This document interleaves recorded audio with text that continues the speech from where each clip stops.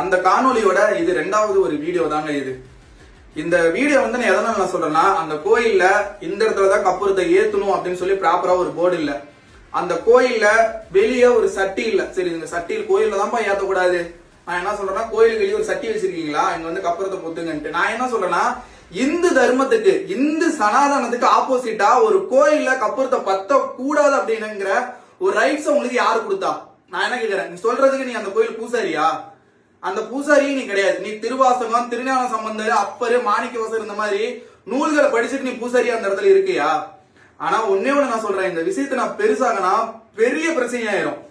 இது எதற்காக எனக்கு இவ்வளவு கோபம் வருதுன்னா, அதிகார வர்க்கம் இருக்கக்கூடிய ஒரு எம்பியோ ஒரு எம்எல்ஏயோ நான் அவங்களை தப்பு சொல்ல கிடையாது. இப்ப இந்த திமுக ஆட்சியில சேகர்பாபையா வந்து பாத்தீங்கன்னா நிறைய கோயிலுக்கு கும்பாபிஷேகம் பண்ணிருக்காரு. இந்த மாதிரி ஒரு சிலர் வந்து இந்த மாதிரி பண்ணும் போது எந்த ஒரு அமைச்சரா இருந்தாலுமே அவங்களுக்கும் கெட்ட பேர் வரும். காரணம் என்ன, நம்ம கோபத்தை யார்கிட்ட காட்டுவோம்? நம்மள ஆடுறவங்கிட்ட தானே நம்ம காட்டுவோம். அதே மாதிரி பெரும் மதிப்பிற்குரிய நரேந்திர மோடி ஐயா, அவர் வந்து பாத்தீங்கன்னா திருப்பரங்குன்றத்துல அந்த சின்ன கார்த்திகை தீபம் 2 மணி நேரத்துக்காக ஒரு உயிரையே ஒரு மனிதர் விட்டுட்டாரு. இவ்வளவு விஷயம் நம்ம ஊர்ல நடந்துட்டு இருக்கு.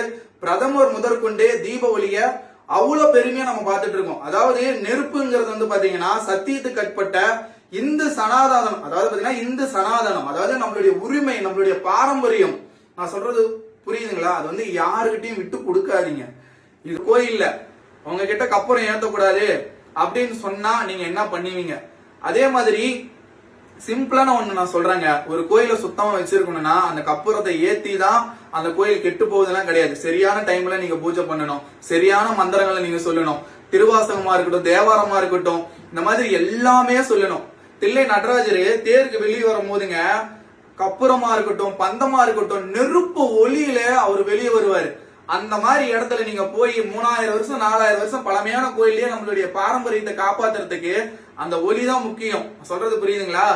அந்த இடத்துல இந்த புறம்போக்கு, அதாவது அந்த கற்பூரத்தை ஏத்த கூடாதுன்னு சொன்னா பாத்தீங்களா, அந்த அனிச்சா பாத்தீங்களா, அவனை வந்து நான் சொல்றேன், அங்க போய் நீ சொல்ற பாருங்க, என்ன தெரியுமா பண்ணுவோம்? அந்தணர்களும் நம்மளுடைய தேவார புகழ்பெற்ற நாயன்மார்களா இருக்கட்டும், அது மட்டும் இல்லாம நம்மளுடைய எப்படிங்க சொல்றது, சிவன் பக்தர்கள், சிவன் தொண்டர்கள், அந்த மாதிரி இடத்துல நீ இருந்தீங்கன்னா வச்சுக்கோவ, அப்படியே செதில் செதிலா இது பண்ணிடுவாங்க. இது மாதிரி எந்த கோயிலையும் இதுக்கப்புறம் நடக்க வேணாம் நம்புறேன்.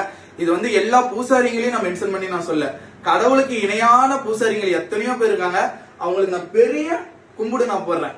ஆனா யாருன்னே தெரியாதீங்கள ஒருத்தருக்கு நீங்க முன்னுரிமை வச்சு நீங்க கொடுத்தீங்கன்னா, ஒண்ட வந்த பிடாரி ஊர் பிடாரியை துரத்துனிச்சான், அந்த கதையாயிரும். அதான் நான் சொல்றேன். இதை நான்